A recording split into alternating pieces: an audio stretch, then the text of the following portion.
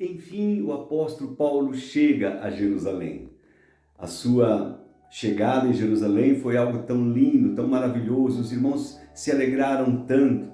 Mas lembre-se, o Espírito Santo havia dito de várias maneiras para ele e também para outros irmãos o que aconteceria com Paulo lá.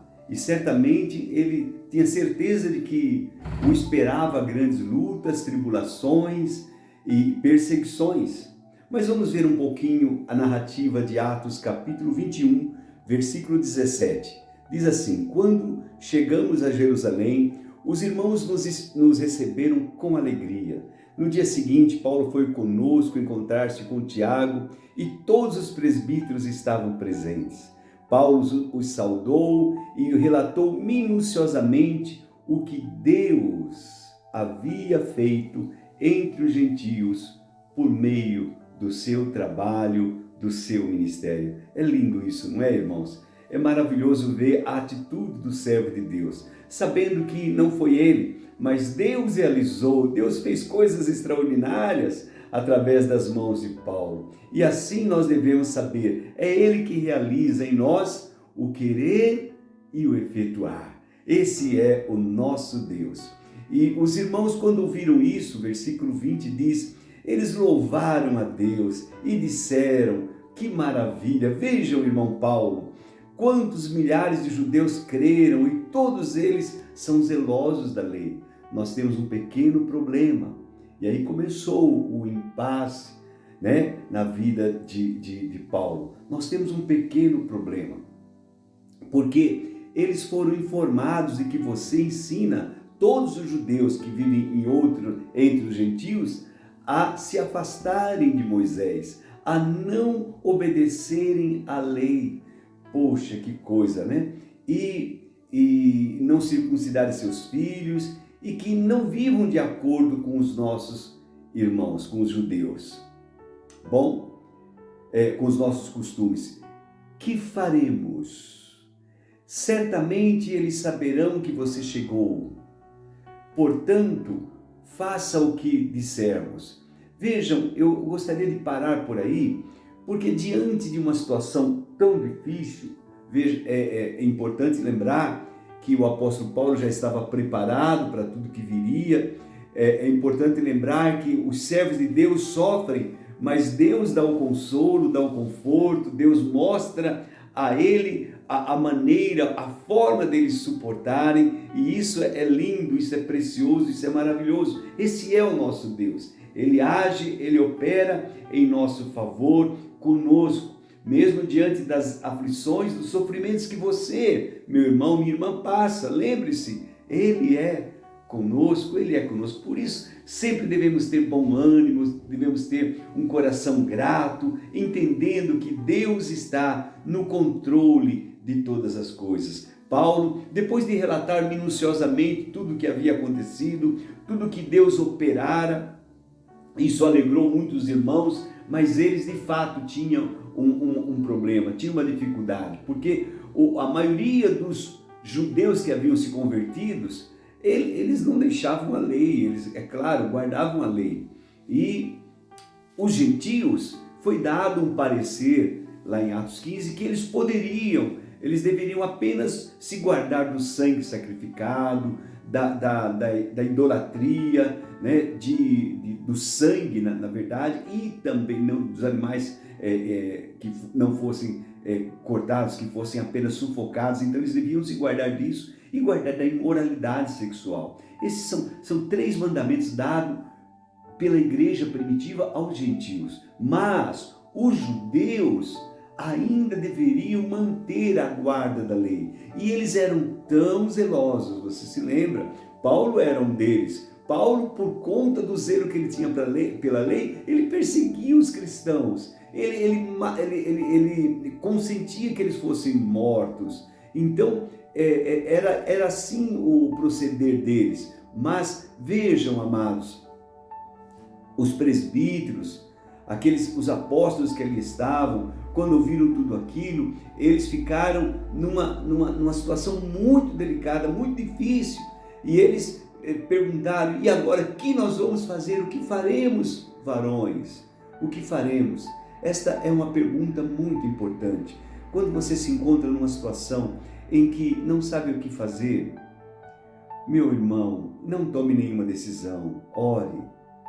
Ore, eles tomaram uma decisão, você vai rapar a cabeça, você vai, entre lá com 4 irmãos e todos vão saber que você não continua obedecendo a lei, mas isso não deu em nada. Na verdade, os judeus se levantaram e queriam matar Paulo. Se não fossem os romanos, eles teriam matado Paulo, poderiam ter matado Paulo. Claro, Deus estava no controle, Deus estava no controle de todas as coisas. Importante lembrar, Deus tinha controle de todas as coisas. Deus ainda tinha coisas para tratar com Paulo, para falar com Paulo, para dizer o que Paulo iria fazer. Sabe, é importante lembrar que diante de todas essas aflições, o apóstolo Paulo testemunhou diante de todos eles, falou do seu testemunho, daquilo que aconteceu, do seu encontro com Jesus.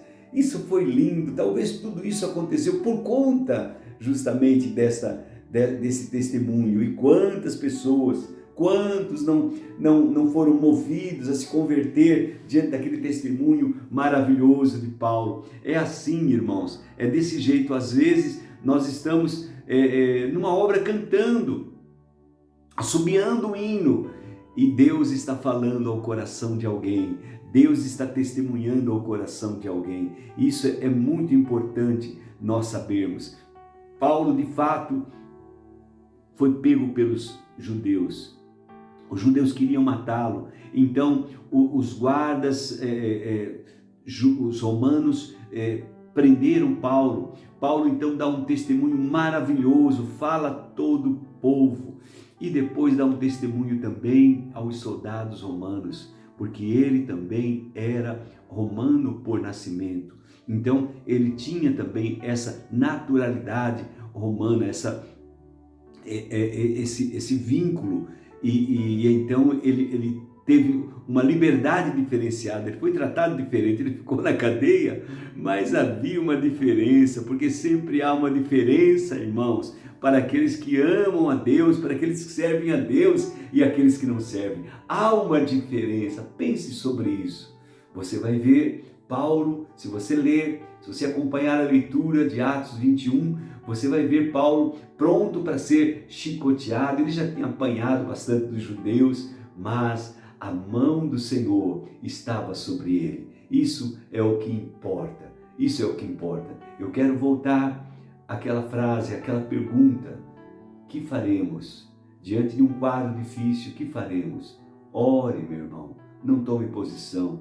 Fale com Deus, espere em Deus e deixe Deus agir na tua vida, né? Porque nós podemos até ir por outra direção que não é o plano perfeito de Deus. Então, ore a Deus em nome de Jesus. Que faremos?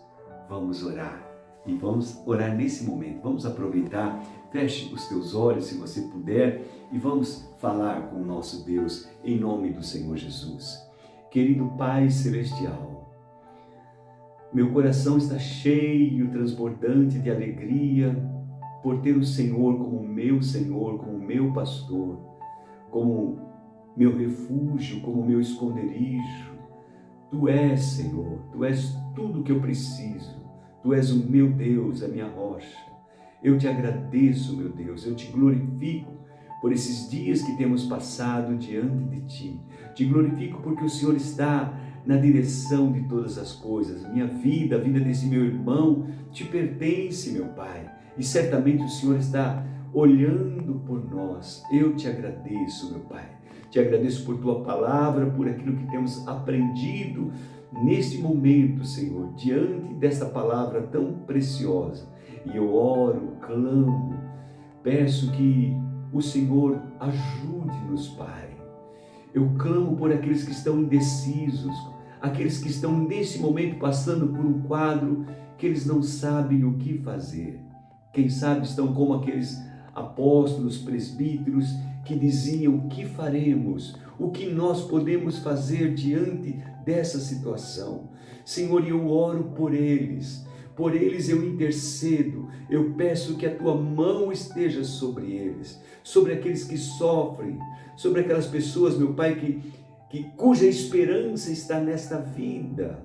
Muitos, meu Pai, que se dizem cristãos, não têm uma expectativa maior da eternidade ainda não aprendeu, meu Deus, a viver aquilo que o Senhor tem de melhor para a vida deles, a esperança gloriosa. Senhor, revela-te a eles, abre os olhos do coração para que eles vejam, que eles sintam. Pai, eu te peço, eu clamo, oro para que a tua mão esteja sobre cada um dos teus filhos e filhas nesse instante. E já te agradeço, meu Pai, porque eu sei que assim será. O Senhor é um bom Deus e eu te louvo, em nome do Senhor Jesus. Amém e amém e amém. Glória a Deus. Lembre-se da palavra de Deus, né? Bem-aventurado, feliz aquele que tem o Deus de Jacó por seu auxílio, aquele cuja esperança está no Senhor, seu Deus, que fez os céus e a terra. É isso, esse é você, esse sou eu. Que Deus te abençoe. Um forte abraço em nome do Senhor Jesus.